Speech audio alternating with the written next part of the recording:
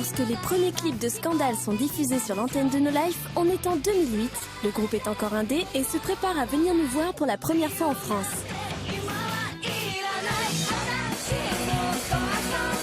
Quelques mois plus tard, elle monte sur la scène du JE Live House. Tout n'est pas parfait en place, mais l'énergie et le charisme du groupe sont déjà là. Ensuite, pendant toutes ces années, les spectateurs de No Life ont toujours plébiscité le groupe. Leurs clips se retrouvent régulièrement au sommet du J-Top. Scandale a même créé des polémiques, des discussions entre les fans de la première heure et les autres. Les uns critiquant leur direction pop idol à partir des années 2010, les autres défendant leur groupe favori. Ce genre d'empoignade entre fans est très classique. Tous les groupes qui font un petit bout de chemin déclenchent ce genre de réaction. C'est signe que Scandale se porte bien et traverse les années avec une saine vitalité.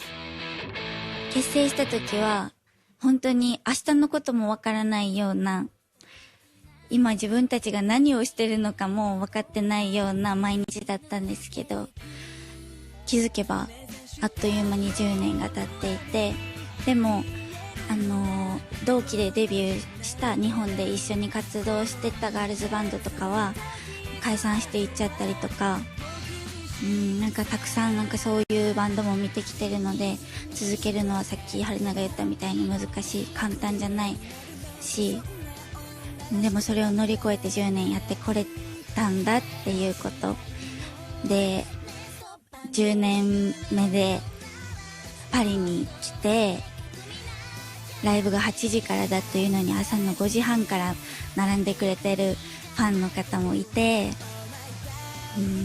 それが一番の驚きです。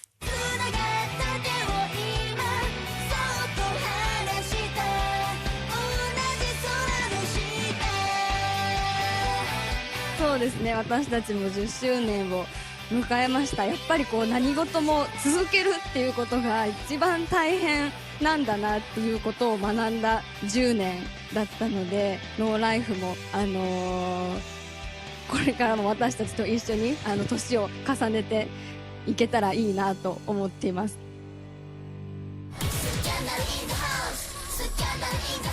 Et tout récemment, on a pu apercevoir Scandale dans le film français L'Idéal, satire du monde de la mode, présenté comme la suite spirituelle de 99 francs. Le réalisateur, Frédéric Becbédé, apprécie beaucoup No Life, semble-t-il, surtout en fin de soirée. Alors, il a tout simplement inclus la chaîne dans une scène de son scénario.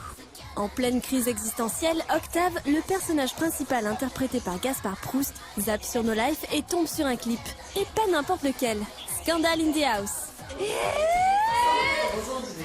らなかった。ジヌセパなんて言えばリデアルリデアわかんない。L がついてリデアルって。うわー、それ絶対見ます。うわー、何のシーンでどんな映画やろうね。ねえ、なんか楽しいシーンなのかな。チェックしてみます。嬉しい。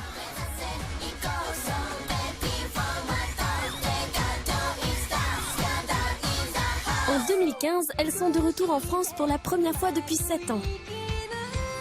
Entre-temps, leur carrière a explosé au Japon. Elles enchaînent désormais les concerts dans de grandes salles.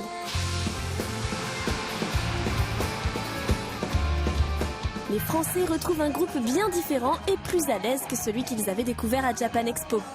La salle dans laquelle elles se sont produites, c'était le Bataclan quelques mois avant les attentats. もう本当に悲しかったですね。日本でも大きく報道されて、ニュースの映像を見て、自分たちがライブを行ったステージであんなひどいことが起きてしまったっていうことを信じたくなかったです。でも自分たちに何ができるかなっていうことを考えて、私はすぐにフランス語学校へ通うようになって、次パリでライブをさせてもらえる日があるなら、自分の言葉で自分の気持ちを伝えたいなと思ってフランス語を勉強し始めました。で、今日は少しでも気持ちを伝えられたらなと思ってフランス語にもチャレンジしていいライブを届けたいなと思っています。Et effectivement, Lena s'est lancée dans un surprenant et très touchant petit discours au milieu du concert. Ses efforts pour prononcer correctement le français ont été remarqués et appréciés du public. nous n'avons malheureusement pas été autorisés à filmer ces images. Reste le concert en lui-même, qui est certainement la meilleure performance des Scandales en France à ce jour. Devant une salle remplie par un public surmotivé, le groupe a enchaîné sans temps mort une playlist qui durait bien 1h20 sans compter le rappel. Elle donne maintenant une vraie impression de maturité. C'est carré, tout marche impeccable et la sono était très réussie, ce qui n'est pas toujours le cas dans la salle de la machine.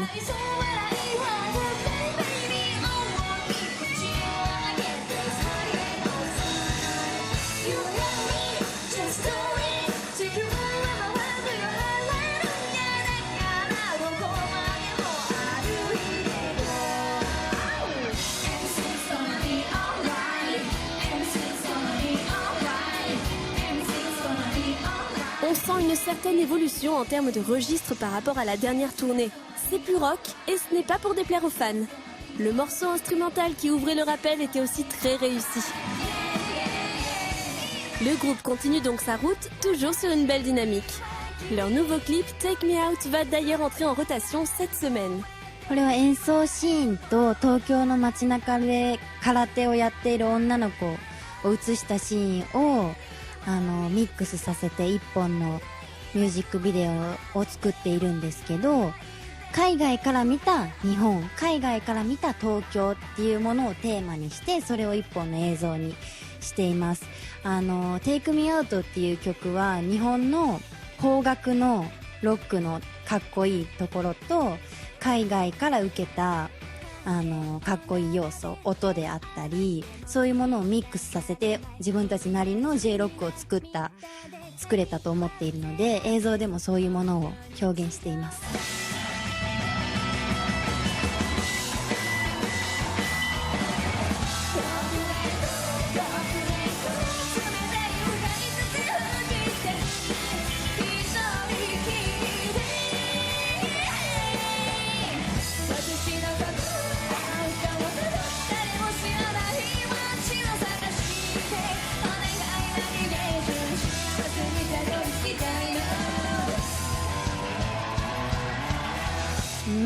On vous aime, merci beaucoup. Je vais étudier plus le français pour pouvoir parler plus avec vous. À bientôt.